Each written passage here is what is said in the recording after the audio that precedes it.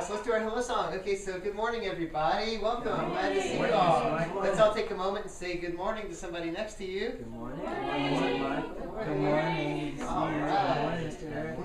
And let's all pat our laps to the beat and say, hey, hey, how do you do? Hey, hey, how do you do? Hey, hey, how do you do? Welcome to the Learning Groove. Hello, Mindy, how do you do? Hello, Coltrane, how do you do? Hello, April, how do you do? Welcome to the Learning Groove. Hello, Christy, how do you do? Hello, Michelle, how do you do? Hello, Sharon, how do you do? Welcome to the Learning Groove. Hello, Thomas, how do you do? Hello, Eric, how do you do? Hello, Mr. Michael, how do you do? Welcome to the Learning Groove. I just have to say, it is so nice listening to everybody here because everyone has such a great voice. It's really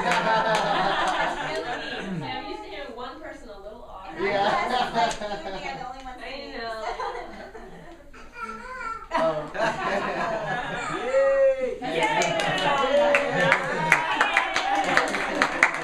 Sometimes before that song, we had a great energy here, but sometimes I might say, okay, I want you to exaggerate your movements and get your body going, and this is the best beat ever! You know, something like that, so just trying to psych everybody up. That's right. If you have shy classes or kind of tired morning, bleary-eyed moms, you want to really like pump up that energy ahead of time from the get-go, because you really get that serious.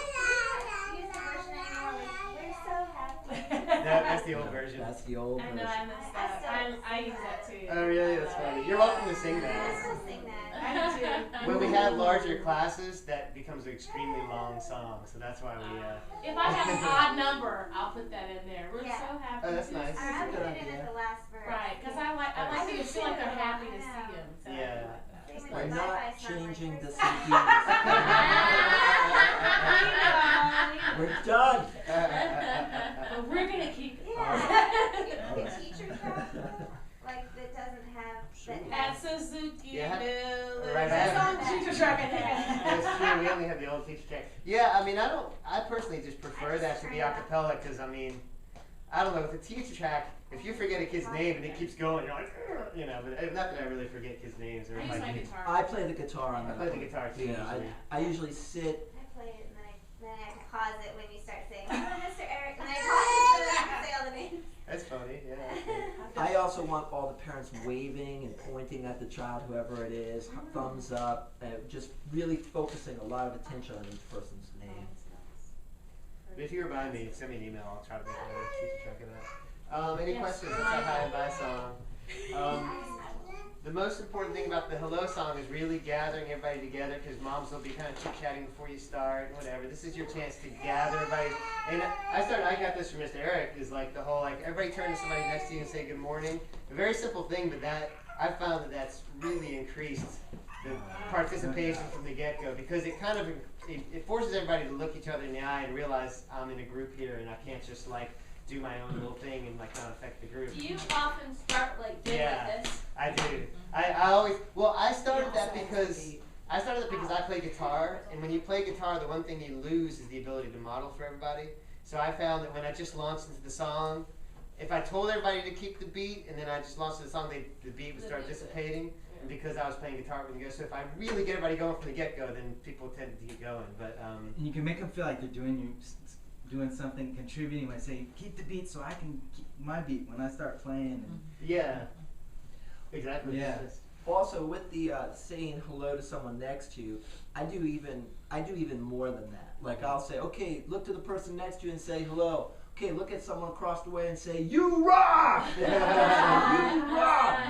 And, I don't start until everybody is looking at each other and interacting with each other. And that's called, the term for that in performance is rapport before routine.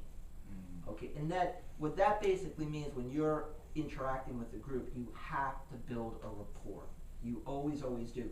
And if it's a class, you want them interacting and that rapport going with others and take the leadership in making that happen. What I do sometimes at the very beginning, if it's a class, if there's someone new, or if it's different people each time, we'll introduce ourselves and say like how old the child is, or the name, or like, oh, and you're the nanny, or you're the grandma, or just kind of get all the relationships figured out, and it's kind of a nice way for everybody to know their ages of all the kids too, and so I usually, but once the class is going for a while and everybody knows each other, I don't really do that as much unless somebody new comes, and then I say, oh, we haven't met, for those of you who don't know this person, The key is you want them to interact with each other. You want them to start looking at each other and talking to each other and high-fiving each other, and they're uncomfortable doing that. Not talking too much. We had 2 moms in our class who were friends, and they were talking throughout the whole class. I'm sorry, Mindy. I said you were upset. I was too, and I didn't know how to tell them to. I mean, they were chit-chatting. You train them on what you want them to do during that time. You want them to socialize. After It's not during your class. After. So you would say, and we went over this already earlier, so you would want to watch the video about that. And also, I mean, my master's is in behavior modification and in special education, but we spent a lot of time on this.